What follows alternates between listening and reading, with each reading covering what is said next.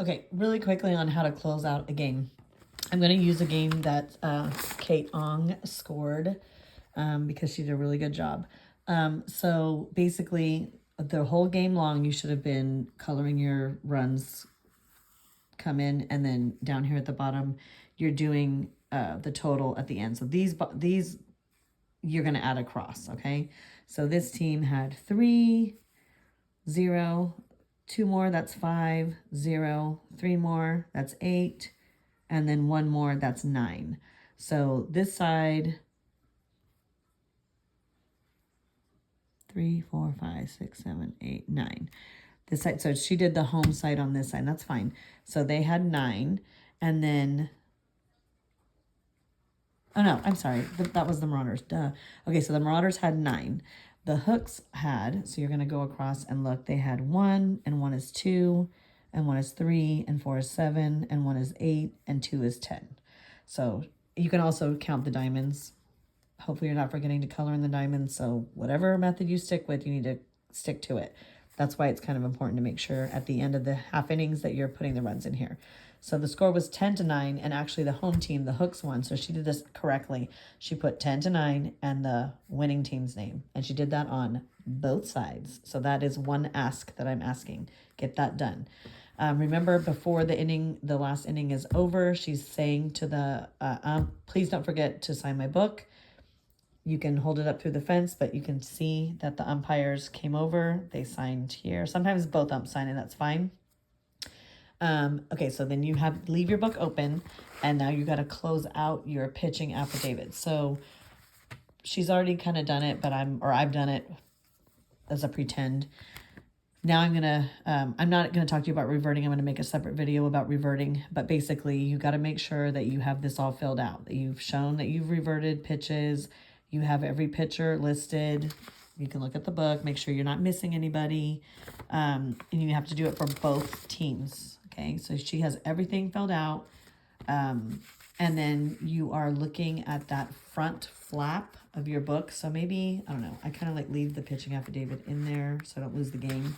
That you can flip as you're working. Remember, you should only be finalizing the last pitcher because the other 2 pitchers of the 3 total, you were getting their days of rest in your downtime. And I'm doing that in air quotes because you shouldn't have any downtime, but don't save all this to the end. So the last pitcher started the batter, ended with 17 pitches total. But then when you look at the batter prior, he's ended at 13. And so you add 1 more. So it's 14. And 14, there's 0 days of rest. So we know that that's 20 pitches or less, there's 0 days of rest.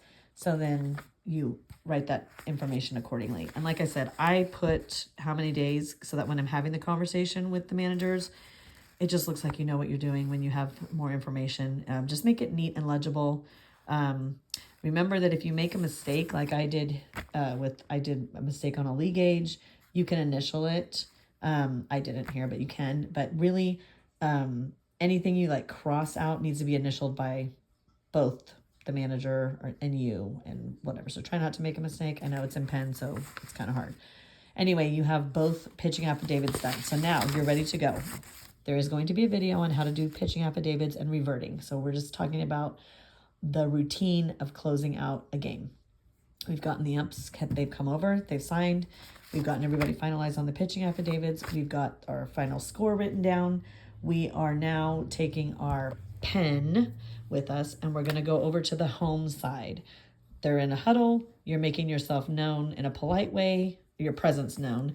The huddle might be inside the gates and it might be outside the gates. You are not waiting for a manager to come to you. You are going to them. Go to the home side first.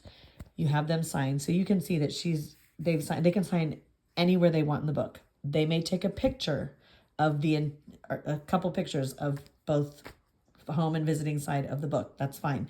Typically, they want to take a picture of their own side, but whatever. They can take whatever they want. And then, so we're at the home side, and the home side is the hook. So when I hand this to them, I'm going to say, oh, you're going to sign where it says team manager, because this is your affidavit. You're going to explain to them how you reverted each pitcher. This was their actual pitch count, but they reverted. And then you're going to show them their days of rest. Oh, I didn't do the days of rest on this guy.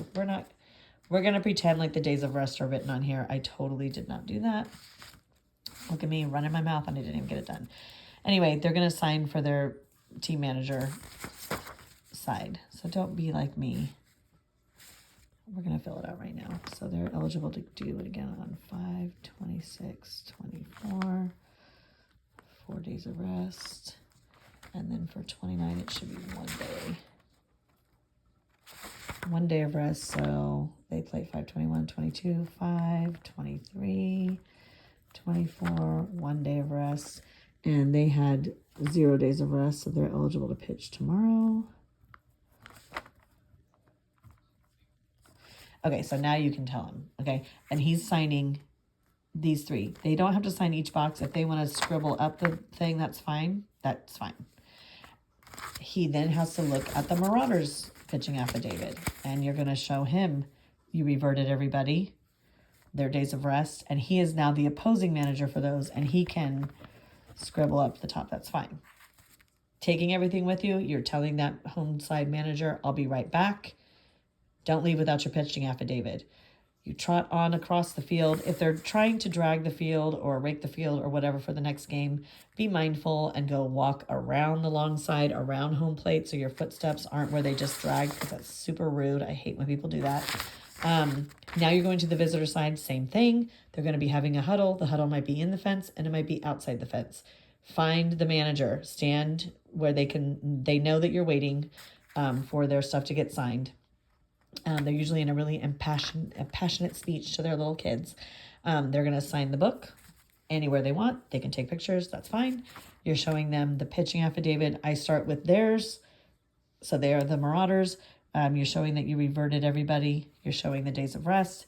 They're going to sign for their team manager name. Okay, that's fine. And then you're going to hand them their pitching affidavit. They also have to sign, say, don't forget to sign for the hooks. Show them that you reverted all their pitchers and their days of rest. They're going to scribble across. Make sure that you're not making mistakes in the days of rest or the dates of the game. Saying this because it happens, and the only time technically that this can be disputed is right now in this moment when they're signing it. Once it's signed, there is no buyer's remorse the next day because they dreamed about it and realized that there was a mistake.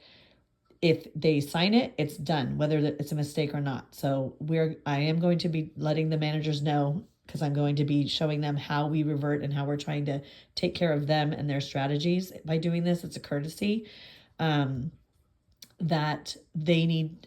If they're going to protest something, a mistake that you made or whatever, it has to be done in that moment, not the next day. It's going to be not allowed the next day. So make sure your date of game is correct. Make sure everything else is correct. You have given the visiting side their pitching affidavit. You're looking at them and telling them, please hold on to your pitching affidavit. You're going to need to present this at the next game. It is your responsibility. Don't lose it. Now you're coming back across. Now you can close the book. You're walking back across to the home side of the field. You're having that same conversation with the home manager. And usually it's at the end of the game. If they're still talking, you can wait for them to be finished at this point, and you can say, here's your pitching affidavit back. Please hold on to it. You're going to need it for the next game. Don't lose it. You need to have it. Now you're walking back with your book closed and your pen and all your pencils. You're going to be putting, you don't have any pitching affidavits with you. You're going to be putting your blue folder away. You're going to be putting your lineup cards in the little pocket in the back, in the little envelope in the back. Don't just throw them in the box and be sloppy. Please put them in the back of the book in the envelope. Put your pens and pencils back into the case that's going to be in the score box. Don't just throw them in. Any other things that you have out, clips or Post-its, those go in the box. And then you're going to close the box. If there is a game following your game, you can leave the box there because someone's going to use something in the box. That's fine. If you're unsure, or if you know for sure you're the last game, if a board member on duty comes by, like what I do is I say, I'll either tell you, I've got the box when you're done. That means you don't have to be responsible for it anymore. Either the scoreboard suitcase or the scorekeeper boxes. I'll say, I've got it, because I have my own routine of how I close the field. But if you don't hear that message, or I might say, I'm trying to drag a field right now. So when you're done, if you could please walk that to the NAC. That means that you need to go walk all the stuff back to the NAC. You need to unplug the scoreboard controller, wrap the cords, put it in the suitcase. Our goal is to get a video about scoreboard, by the way. So that's hopefully going to happen this week. Anyway, so that's how you close out a game.